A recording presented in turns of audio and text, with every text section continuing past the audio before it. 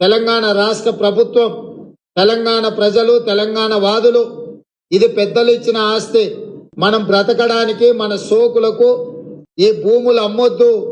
ఒకవేళ ఈ భూములను అమ్మితే భవిష్యత్తులో ప్రజల అవసరం కోసం ఏదైనా నిర్మించాలన్నా ప్రభుత్వ ఆసుపత్రులు గాని, విద్యాలయాలు గాని, చివరికి చచ్చిపోతే శ్మశానాలకు కూడా భూమి లేని పరిస్థితి ఉంటది. వీటిని ఎట్టి పరిస్థితులు అమ్మకూడదు.